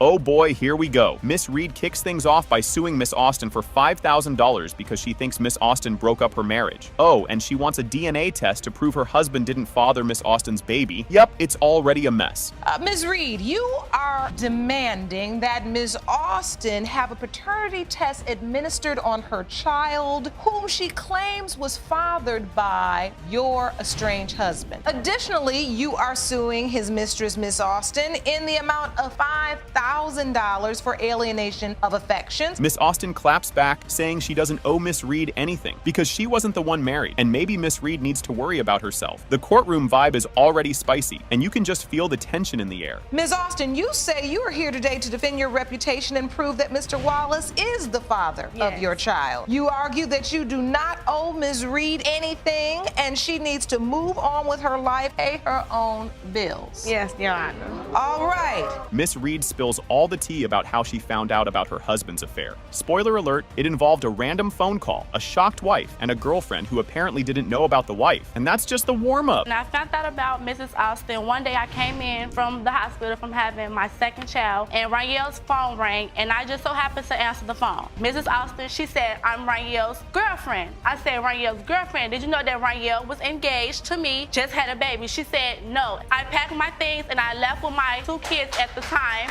and I went and stayed at my aunt's house. If you thought things couldn't get wilder, Miss Austin jumps in to say she had no clue Mr. Wallace was married when they met. Turns out Facebook exposed him because she saw wedding pics Miss Reed posted. Classic. When I met Ranielle, they was not married. He never told me that they was engaged neither. I found out on Facebook that Ranielle and Mrs. Reed was married when she posted a picture up there of their marriage life. That's when I found out. And yes, I did confront Ranielle about the marriage, but at the same token, Ranielle would never came to me if Dominique was Miss Reed was taking care of home, right? Miss Austin blames Miss Reed, saying if she had been a better wife, Mr. Wallace wouldn't have been looking for attention elsewhere. Miss Reed is not having it and calls her out for being a willing side chick. It's a lot, and we're just getting started. Your Honor, that means that she didn't mind playing the role as his little mistress, because any woman wouldn't sit there and be in a relationship with a man that has a woman. Like, as me as myself, I have respect, and I don't want to be no one's mistress. Well, he led me on. When they was married, Ranielle was calling, he was texting me, telling me how he wants to get away from Dominique. The reason why he said he was with her is because of her money. That's what he said. Enter Mr. Wallace, the man at the center of all this chaos. He struts in, admits to cheating, and says he has 3 kids with Miss Reed. Oh, and he doesn't look one bit sorry, like not even a little. You married to Ms. Reed. Yes. But you were sleeping with Ms. Austin. You just standing there, Mr. Wallace, like you don't have a piece of remorse in the world. Now, you don't?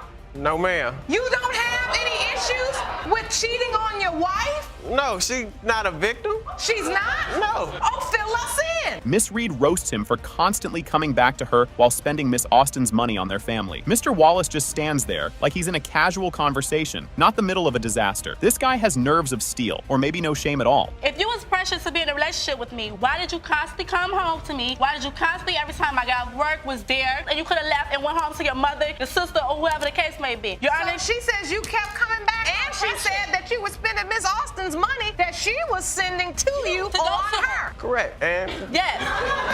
Everybody's laughing. Miss Austin insists her baby is Mr. Wallace's because they didn't use protection, unlike her other guy. Yes, you read that right. There's another guy. This love triangle is turning into a love octagon. Don't you say no, boy, and she look just like you. Everything or you want, she got on that everything. She looked like the other guy, who is currently her boyfriend. I had sex with Raniel first, and I used unprotected sex with Raniel, and I used protected sex with the other boy. But Your Honor, she's lying. The boy told me that he had unprotected sex with Demiru several times because he do not like to use protection. Miss Reed chimes in to talk about how her kids now get less attention and support from their dad since Miss Austin came into the picture. If things weren't messy enough, Miss Austin throws more shade, and now everyone's yelling. Fun times, right? The whole situation is just wrong. I was there for Raniel for whatever, and he still went out and cheated on me with Mrs. Austin, and it was wrong. You feel like it was her fault that he went out? I feel like it was his fault too because, like, she didn't know what was going on, like she said. Raniel was sitting up lying to her, so I can't really blame her. But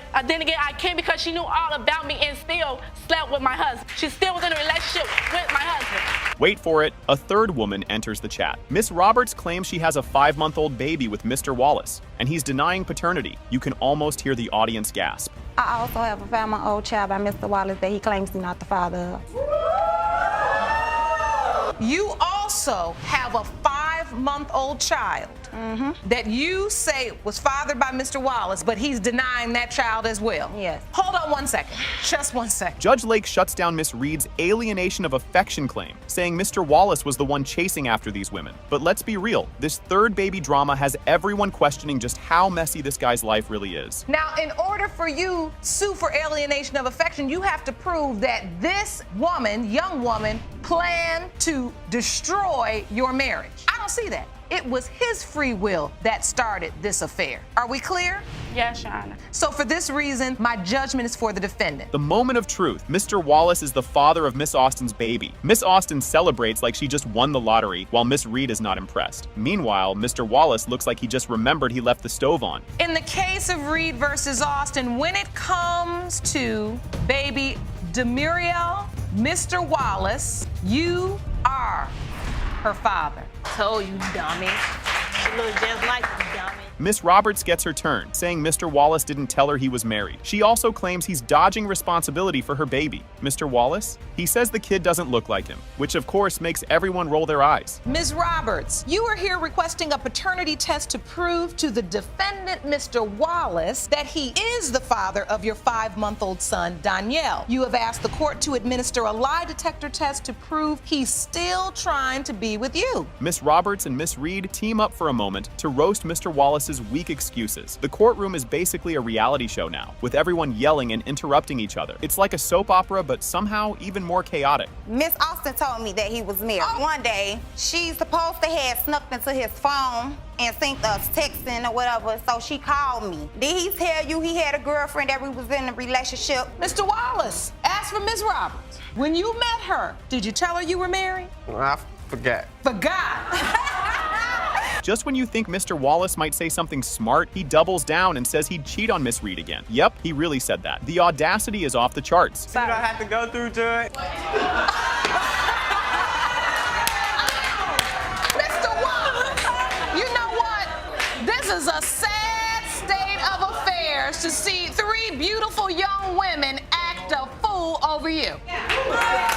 This kicks off with a bang, setting the stage for pure chaos. Mr. Mitchell wants 2 DNA tests to confirm if he's the dad of his estranged wife's kids. Ms. Dalton admits to cheating, but hopes to patch things up. Things are heating up fast. Mr. Mitchell, you are petitioning the court for 2 DNA tests to determine if you are the father of your estranged wife's 2 children, 2-year-old Deshaun Jr. and 1-year-old Bishop. Mr. Mitchell shares how Ms. Dalton ditched him and their kids, leaving him to fend for himself. She handed him food stamps, wished him luck, and disappeared. Now he's not just upset, but questioning the kid's paternity. Ms. Dalton's version, even messier. Over the past few months, Ms. Dalton put me and my kids through a lot, Your Honor. You know, she done left, and in between the last 7, 8, 9 months, you know, she done made us struggle. She done walked out on us, Your Honor. What I'm trying to do right now, Your Honor, because I get very emotional when it comes to talking to my kids, because that's understandable. How she abandoned us, Your Honor.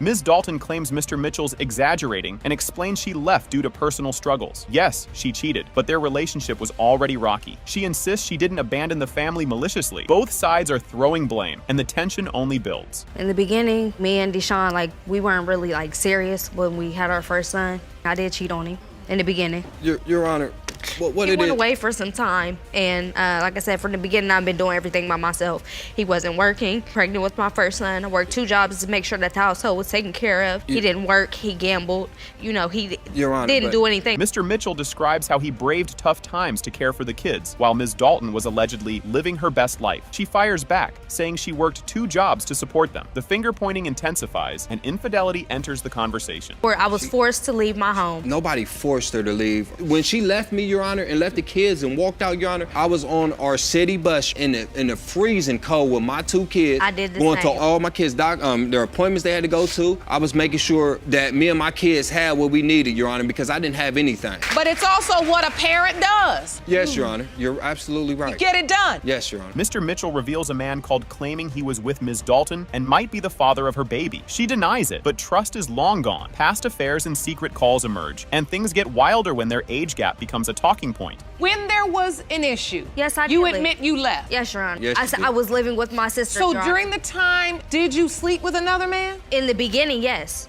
But since we've been married, no. She was just with another man, Your Honor, so we're still married. I don't And know. we were separating, and we both agreed on the separation. We weren't together. We were going to move on Your with Honor, our lives. I Divorce. never talked to her. The judge highlights their age gap. He's 37, she's 21, and they married when she was 19. Both admit their marriage has been rough, with plenty of growing pains. They keep debating who's at fault as the paternity results loom.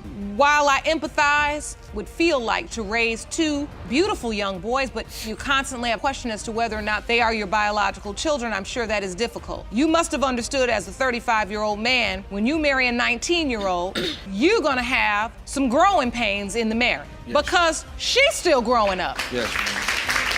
The moment of truth. It has been determined by this court, Mr. Mitchell, you are Bishop's father. This case is already a disaster before it even starts. Mr. Rash thinks he might not be the father because his wife cheated on him, slept with 5 brothers, and has another dude's name tattooed on her. Just when you think that's bad, it's she brought another guy who might be the father? Ms. Fuentes straight up says her husband was never her type, and she's not even sure who the dad is. When this mystery man enters, things get super awkward. Today, you've also brought another man to court who is waiting outside, who you believe could also be the father of one of your children. That logic is about to get tested real quick. Did you have sex with Ms. Fuentes? Yes, Your Honor. What was the nature of your relationship? Pretty much just family friend. And so just a family friend? Right. Do you believe you're her child's father? Don't look like me at all. Looks don't matter. She could take after my family. She But looks the like time me. of conception matches. You understand that, right? That at the time the child was conceived, you were sleeping with her. Correct. Now, the mom of several men Ms. Fuentes has been with steps in. She says her sons are just as responsible, but she still considers Ms. Fuentes family. Things are about to explode with. And your mother opened your case today because your first love, the defendant, denies he fathered fathered your 21-month-old son, Jabari. You are a single teenage mother who needs help, and you demand Mr. Johnson step up and be a father. Ms. Short starts crying, saying she needs help because her baby needs a father. Her mom backs her up, but also didn't want Mr. Johnson too involved if he wasn't the dad. This is emotional, but trust me, the drama is just getting started. Ms. Short, you say you need help. Yes, because he's the father of my son, and my son as a boy need a father figure, and I need extra help like while I'm in school.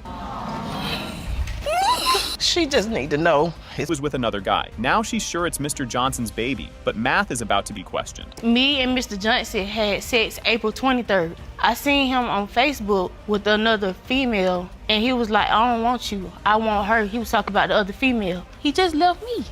After that happened, it was May 3rd.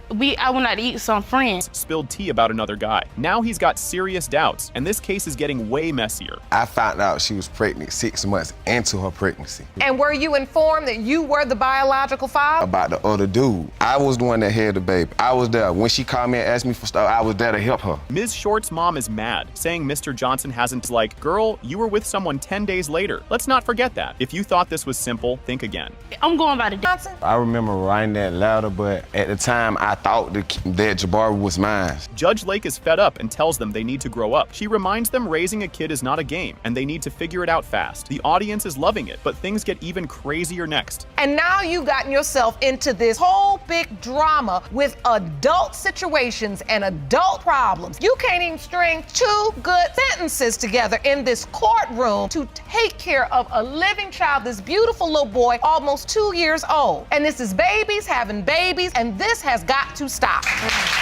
Then, bam! Mr. Johnson casually drops that he has 4 other kids. Even his own mom doubts some of them are his, and Judge Lake is not impressed. How many children do you have? I have, with Jabari, I have 5 in all. So you got 4 other children. Yes, ma'am. And Jabari would make 5? Can I And you're 20 years old? These are not his kids, you want. They're not his. I wish they can do blood tests too, but they don't want to. But the fact that he is in the running for the position as father, and I don't mean it's not a joke, I mean it. Judge Lake gives him a history lesson, telling him he's not just here to make babies. He sits there like, dang, okay, but now it's time for the moment we've all been waiting for. But when you don't have purpose in your life, and when you don't understand that there is more to do in this life than lay down with boys and make babies, that you can go to college and you can make something of yourself, and you can be the president of the United States, then you don't sit around and not even sit around, lay around with young men who are busy with multiple women, because you're better than that. The room is silent as the results are read. It has been determined by this court. Mr. Johnson, you are the father. This case is already a mess before it even starts. Ms. Brewington says Mr. Lee is Giovanni's dad, but he swears he isn't and just wants to avoid child support. Judge Lake knows she's about to deal with pure chaos. Ms. Brewington, you are here to prove your 3-year-old son Giovanni is Mr. Lee's biological child, and you claim Mr. Lee has been a father to your son since the day he was born and is denying paternity because he wants to avoid paying child support. Ms. Brewington says they were working on things, and definitely together, when Giovanni was conceived. Mr. Lee says, nope, even though they lived together and shared a bed. Somehow he thinks they pulled off a no-touching arrangement. At the time that Gio was conceived, we were not having no type of intercourse. We were not cool at the moment. You don't believe you were working on the relationship at the time Giovanni was conceived? No, not at all. Your Honor, I was living with him. We were living in the same household, in the same bed. Were you living in the same house? Around the time, yes. So were you sharing a bed? Yes, ma'am. And fluid. No. Clearly, yes. Ms. Brewington finds out she's pregnant when she goes to get birth control. Whoops. Mr. Lee makes her take 3 pregnancy tests, and when they all say positive, he still says, not mine. Denial mode is officially activated. Found out that I was pregnant. I actually went to the doctor to just re-up on my birth control. So I went ahead, they did a pregnancy test. It came up positive. I told him, he did not believe me at all. He went out and got 3 pregnancy tests, made me take all of them. They were all positive. And he was like, well, that's not my baby, because we didn't have sex. She was just getting fat. Instead of accepting the pregnancy, Mr. Lee tells people Ms. Brewington is just gaining weight. Even while she's showing ultrasound pictures, he says, don't believe her. He even denies she's in labor. Legendary levels of delusion. He was telling people I was just getting fat. He was like, she just eats a lot of fast food. Everybody was my friends were rubbing my stomach. I'm showing ultrasounds to people. He's like, don't believe her, she's just fat. What kind of denial is Miss, Mr. Lee, you taking denial too far. Exactly.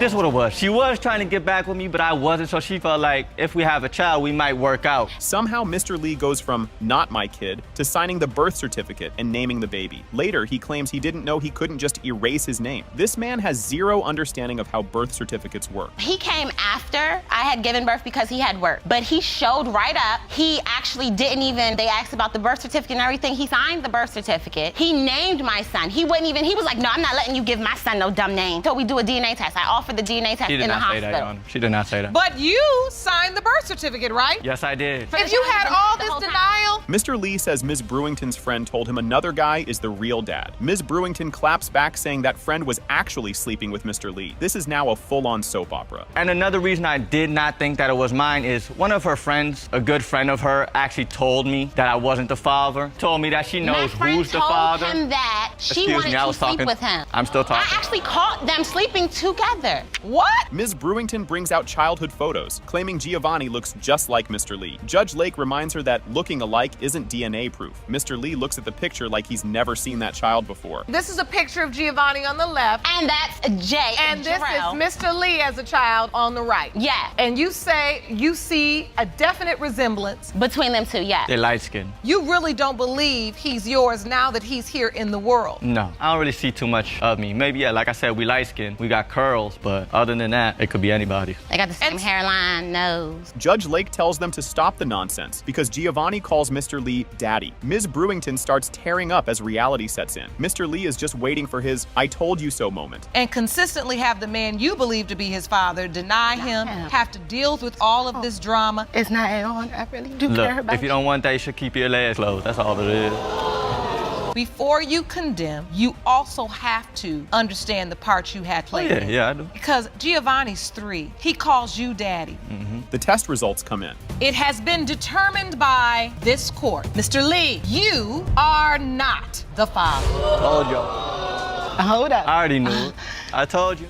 This courtroom was straight up chaos from the start. Ms. Spencer is suing her sister, Ms. Garner, for saying their mom lied about who her real dad is. Things get heated fast, and it's only the beginning. Ms. Spencer, you're suing the defendant, your sister, for defaming your mother's name by now claiming Mr. Smith is her father. You say today's paternity results will prove he is not.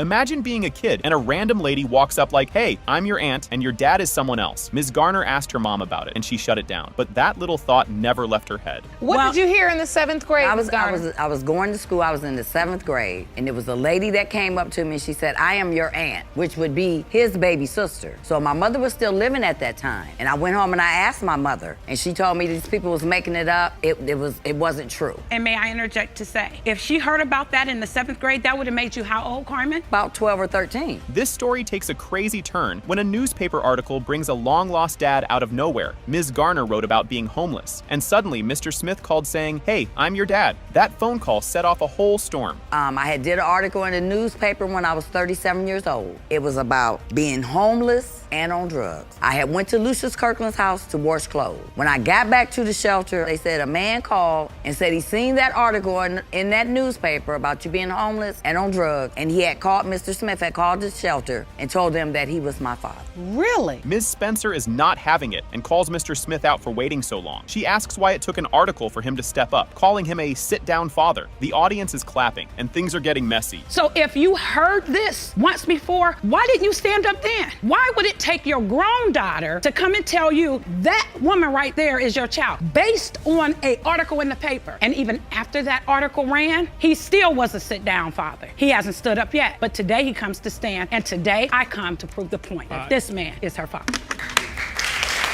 Mr. Smith swears he never knew, saying he dated their mom but never heard she was pregnant. He claims he's not a bad guy, just didn't have a clue. Ms. Spencer is side-eyeing him hard. Well, we dated for about a year. At that particular time, Your Honor, I did not. If he dealt with her for a whole year, he had to have known something. You know, you don't just get a woman pregnant and then you don't see her no more. After a year, there's feelings. After a year, you call her every now and then. After a year, you see her every now and then. My mother hung out. They show a side-by-side picture, and Ms. Spencer is yelling, "Look at the nose!" Carmen says people have always told her she looks like Mr. Smith. The whole courtroom is squinting like they're playing detective. That's her dad, Your Honor. Look at those resemblance. Look at that nose. Look at that mouth. That is the man who I believe, when my mother made those accusations, Lucius went to jail whenever he did not pay. And this is only what they've told me, sent a man to jail. If there was going to be a man go to jail, it would have been him. Ms. Spencer says Carmen is looking for love in all the wrong places. Carmen says she just wants the truth, not a new dad. Either way, it's all about to come down to the DNA. I believe this is what she wants to believe. I believe that in life, you have a person, such as Carmen's father, who passed away, opposed to say that she's Alex's child, to say, I can follow behind him. I don't need a father to follow behind. And one thing for certain, and two for sure, if he turns out to be my father, I've had two great stepfathers. Judge Lake reads the results, and boom.